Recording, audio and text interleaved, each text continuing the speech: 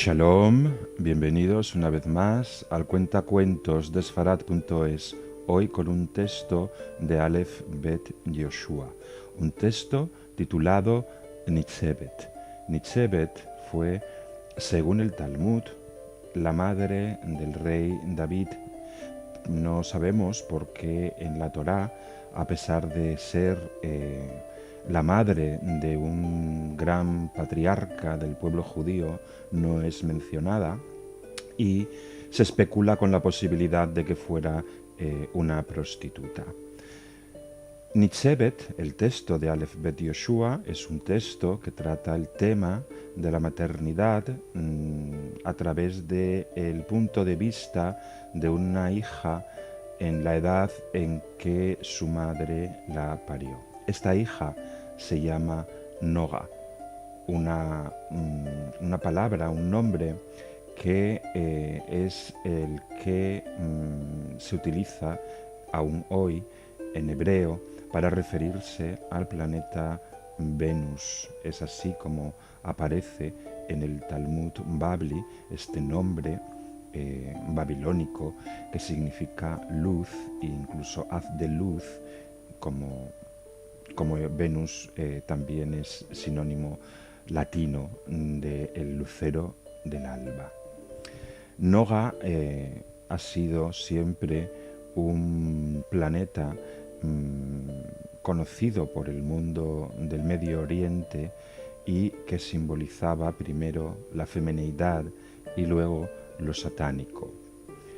En la lengua acadia, Noga dio paso a la diosa Ishtar, de la que viene el nombre de Esther, y en los cultos paganos cananeos de Ishtar incluían también la prostitución sagrada. Los griegos llamaron a este planeta Noga fósforos, de donde fosforescente, brillante, la luz del lucero del alba, y a la estrella de la noche la llamaron esteros, de donde viene nuestra estrella. Así que vamos a conocer esta narración de Aleph Bet Yoshua, Nitzebet.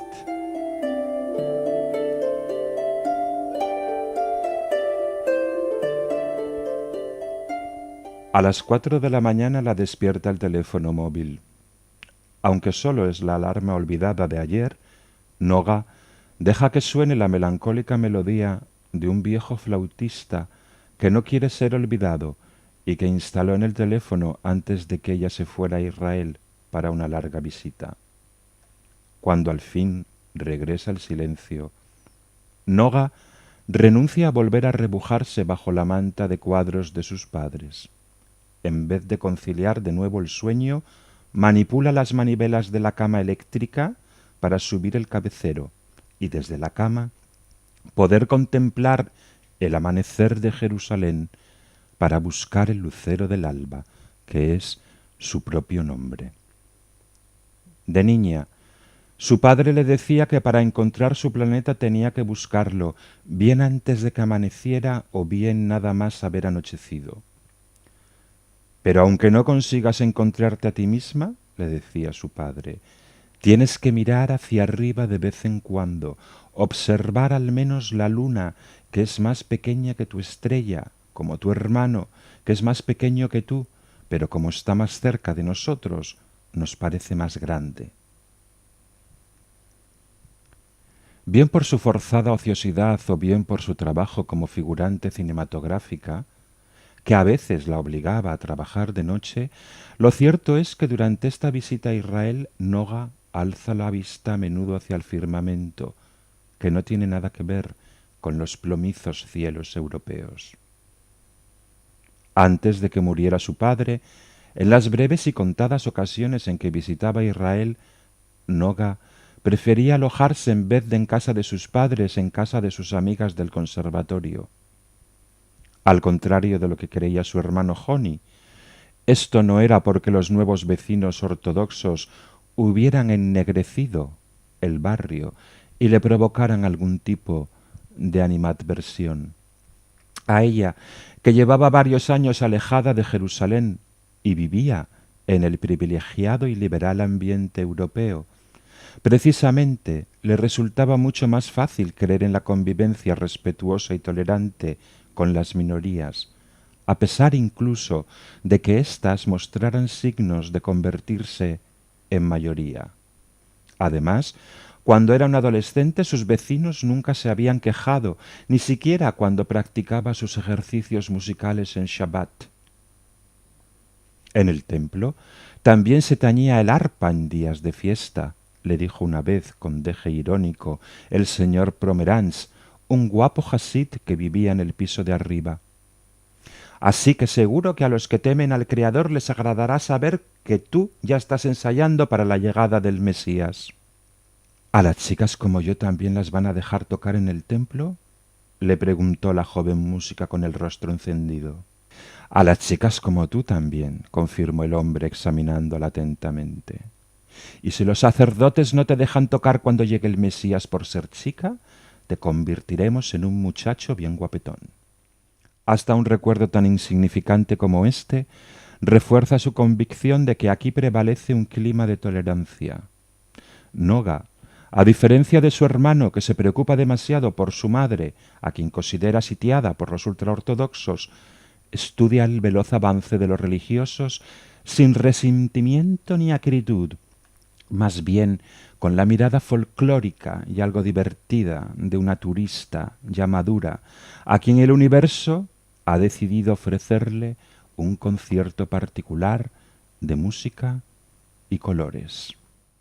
Tras la boda, vivió varios años en Jerusalén con su marido, Urías. Pero después de separarse tanto de Jerusalén como de él, a veces, algunas noches en las que iba a visitar a sus padres en Shabbat, prefería volver a Tel Aviv. La amistad y la intimidad con sus padres, afianzadas aún más con la vejez, en lugar de tranquilizarla, la agobiaban. No le habían dicho nada acerca de su negativa respecto a traer hijos al mundo, y hasta parecían haberse resignado, pero pese a ello, Noga tenía el presentimiento de que no era la única para quien era un alivio no compartir techo por las noches. Además, así, se ahorraba enfrentarse a la feroz fidelidad de una pareja que seguía siéndose leal hasta en su antiguo camastro de madera, estrecho y desgastado, en el que sus padres seguían acurrucándose juntos en serena armonía. Si a uno de los dos le asaltaba un mal sueño o se despertaba abrumado por una nueva preocupación, el otro se despertaba también al momento para continuar con una conversación que parecían haber empezado mientras aún dormían. Una vez, durante una noche de tormenta, Noga decidió quedarse en la habitación de su infancia por temor a no conseguir transporte para regresar a Tel Aviv. En mitad de la noche, entre el silbido del viento y los destellos de los relámpagos, vio a su padre dando vueltas por las habitaciones con pasitos cortos, la cabeza inclinada, el gesto humilde y las manos cruzadas a la altura del pecho como un monje budista. «¿Qué es lo que te pasa ahora?», se oyó al cabo de un rato en tono jovial desde el lecho conyugal. «Los truenos y los relámpagos me han convertido de repente en chino», se disculpó el padre con un susurro, mientras inclinaba la cabeza ceremoniosamente ante la multitud de chinos que habían venido a interesarse por él. «Pero si los chinos no andan así». «¿Qué? ¿Los chinos? Que no es así como andan». «Entonces, ¿quién anda así?» «Los japoneses, solamente los japoneses». «Ah, pues entonces soy un japonés», se tranquilizó su padre, acortando aún más sus pasos y dando vueltas alrededor del estrecho camastro, mientras hacía educadas reverencias a la esposa de su juventud, que a la sazón seguía acostada frente a él. «¿Qué le vamos a hacer, cariño? La tormenta me ha lanzado por los aires y me ha convertido en japonés».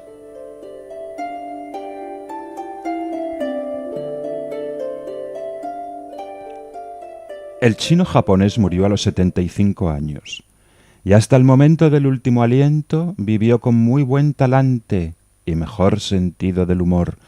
Una noche, su esposa se despertó con una idea que le venía rondando en la cabeza desde antes de irse a dormir, pero no obtuvo ninguna respuesta a su deseo de hacer las paces.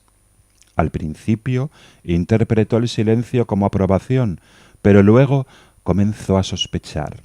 Intentó sacudir a su esposo para que le diera su beneplácito en voz alta, pero mientras lo zarandeaba se dio cuenta de que su compañero había abandonado el mundo sin siquiera un suspiro. Durante el duelo, mientras lloraba su muerte rodeada de parientes y amigos, ella bromeaba y hablaba con una mezcla de admiración y resentimiento de su silenciosa y maleducada partida. Decía que su marido, que había sido ingeniero municipal del Servicio de Aguas de Jerusalén, había conseguido manipular a escondidas su propia muerte, bloqueando el flujo sanguíneo a su cerebro, igual que cortaba a veces el suministro de agua a los ortodoxos que se negaban a pagar los recibos de un ayuntamiento al que acusaban de sionista. Si vuestro padre me hubiera desvelado el secreto de una muerte tan dulce, se quejaban de sus hijos, yo podría ahorraros las penas de mi propia muerte, que serán, lo sé, más largas e insoportables para todos nosotros.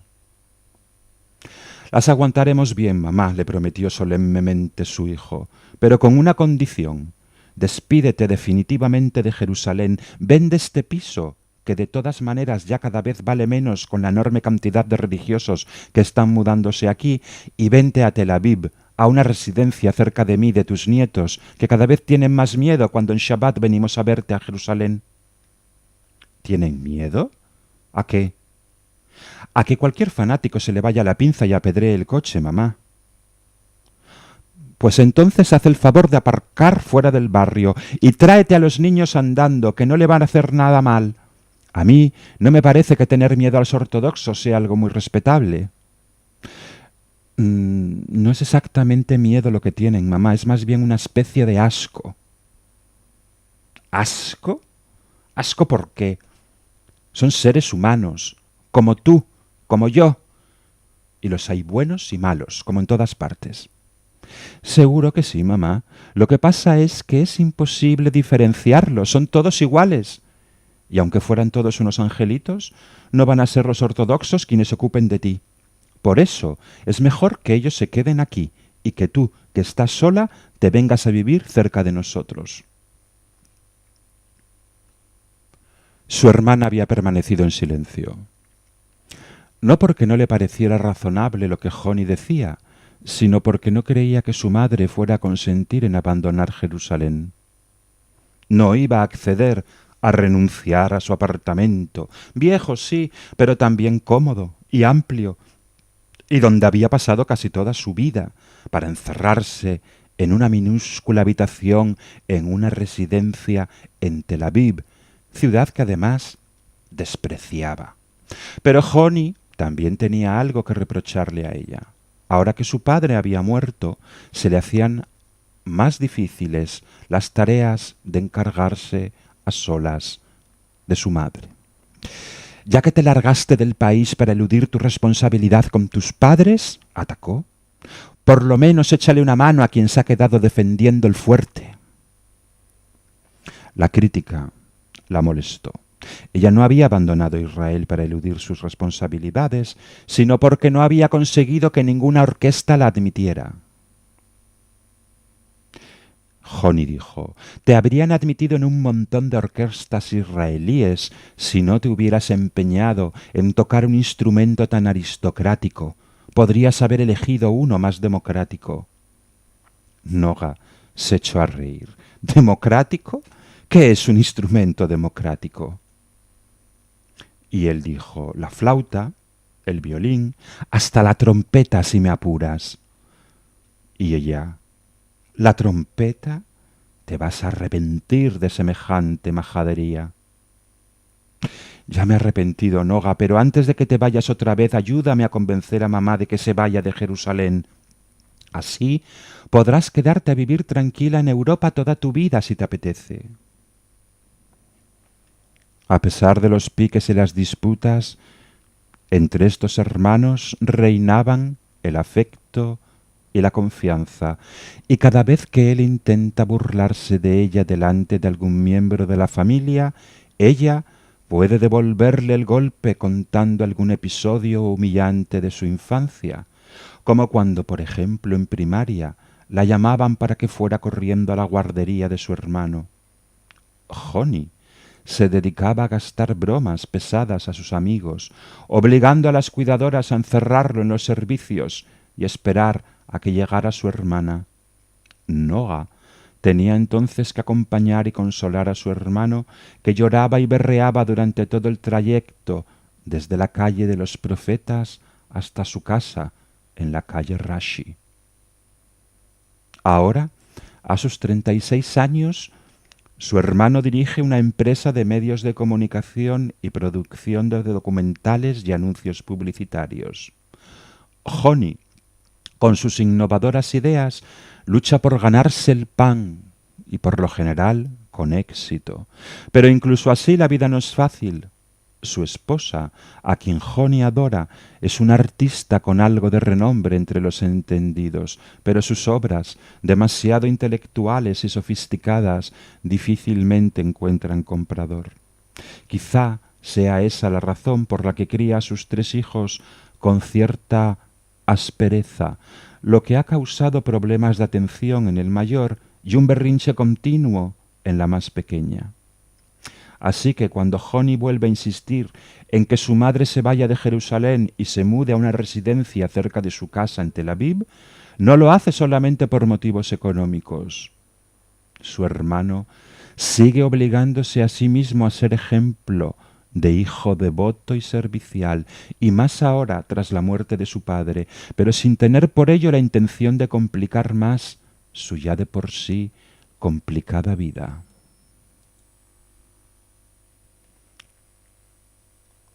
Noga inclina la cama, que chirría ligeramente, se levanta con cuidado y dando unos cortos pasos parecidos a los de su padre durante aquella noche de tormenta, se acerca al amplio ventanal del salón para contemplar el planeta dorado a través de los barrotes de metal.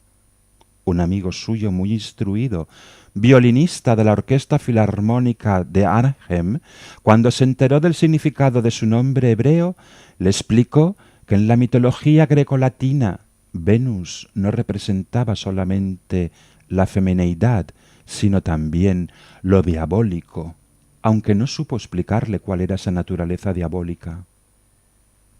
En la calle, desierta y silenciosa, una mujer joven con una impresionante peluca rubia tiraba de un niño adormilado que cargaba su cartera escolar. Sus pálidos tirabuzones se bamboleaban bajo su sombrero negro. Noga los sigue con la mirada hasta que desaparecen calle abajo, y entonces continúa hasta la habitación de los niños, donde tiene sus 2 maletas completamente abiertas, como si estuvieran deseando volver a Europa. En una esquina, envuelto en una raída tela encerada, se encuentra un antiguo instrumento que Johnny ha rescatado del trastero para que ella decida qué hacer con él. Al terminar la primaria, su padre la había sorprendido con este instrumento, mitad arpa, mitad laúd, con el que se había topado en una tienda de antigüedades del Jerusalén Este. Tenía solo 27 cuerdas, la mitad de las cuerdas estaban ya rotas o desaparecidas, las que habían sobrevivido temblaban al menor roce. Durante una de sus anteriores visitas a Israel, se había acordado de este instrumento y hasta había pensado llevárselo a Arnhem para buscar jóvenes europeos que estuvieran dispuestos a hacerse cargo de un instrumento tan antiguo. Pero ella, incluso ella misma, se dio cuenta de que ni siquiera en una ciudad tan cultivada como aquella ciudad holandesa, tan cerca de la frontera alemana, sería fácil encontrar a alguien que tuviera algún interés en un instrumento como aquel. Durante los primeros días de esta última larga visita a Israel, Noga había echado muchísimo de menos tocar música, pero aunque hubiese cambiado las cuerdas al arpa de su infancia, eso no habría servido para saciar su deseo de la riqueza melódica de su verdadera arpa. Una semana después de llegar a Israel, había asistido a un concierto de la Orquesta Sinfónica de Jerusalén. Durante el intermedio se había presentado al arpista, una joven de origen ruso, para preguntarle si sería posible practicar con el arpa jerosolomitana cuando nadie la tocara. «Deja que me lo piense», le respondió la joven arpista, estudiando a la madura inmigrante que había abandonado Jerusalén. «No fuera a ser que estuviera planeando volver a Israel para arrebatarle su puesto en la orquesta». «Dame tu número de teléfono», añadió algo a la defensiva, «y ya te llamo yo». Como era de esperar, la recelosa música todavía seguía pensándoselo, pero mientras tanto sus ganas de tocar se habían ido mitigando. El periodo de prueba en la residencia habría terminado en 10 semanas y ella entonces regresaría a su arpa, que la esperaba en el sótano de la sala de conciertos, lista para los ensayos de la Sinfonía Fantástica de Berlioz. Mientras tanto, se contentaba con acariciar las manivelas de la cama, que tenía el mecanismo eléctrico disimulado en una polvorienta caja negra bajo el somier.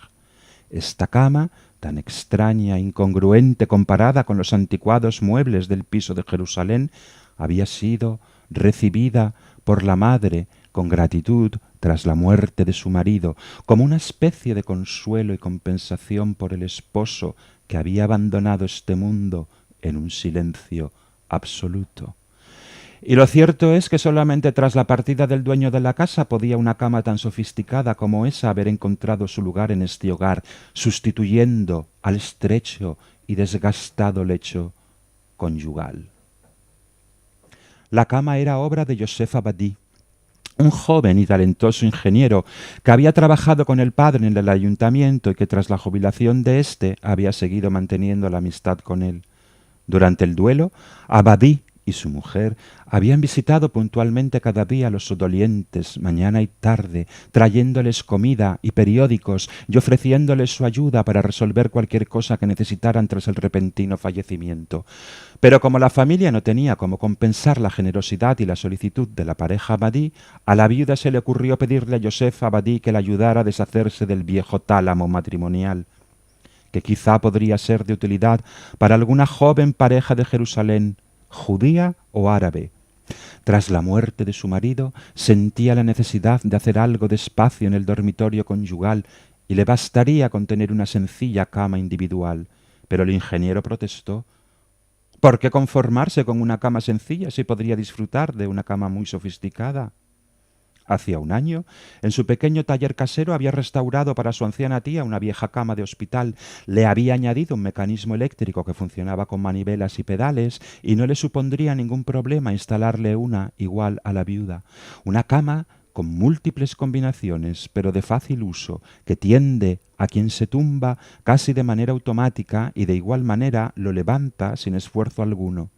Una cama que alza la cabeza del usuario a la altura precisa y que calma el dolor de las piernas con la inclinación adecuada. Puesto que al principio ninguno de ellos sabía muy bien de qué se trataba, nadie osó rehusar la generosa oferta y al final del duelo los empleados del servicio de aguas se llevaron el viejo lecho conyugal de su antiguo director y en su lugar instalaron la cama eléctrica, mientras que al joven amigo se apresuraba a enseñar a la sorprendida viuda cómo hacer su vida más fácil con un rápido movimiento de sus dedos. «¿Y cómo es que no me hablaste de mi marido, de una cama tan interesante?», exclamó ella maravillada. «Podrías haberle construido una igual y habría podido disfrutarla antes de morir». «¿Qué va?», se rió el ingeniero. «Nunca habría estado dispuesto a renunciar a vuestra vieja cama». «Es verdad», reconoció la viuda, sonrojándose como un adolescente. «Tú lo conocías mejor que yo. No me extraña que te tuviera tanto cariño». Luego, con aire triunfante, se volvió hacia Joni, pidiéndole que él también se tumbara en la cama y comprobara sus virtudes. «¿Ves? No hace falta que me exilie de Jerusalén. Una cama tan sofisticada como esta puede encargarse perfectamente de mí ella sola. La firme respuesta no se hizo esperar. Ni siquiera una cama tan sofisticada podía encargarse de ella en caso de verdadera necesidad, pero si la cama también se mudaba de la residencia, entonces sí que sería de utilidad.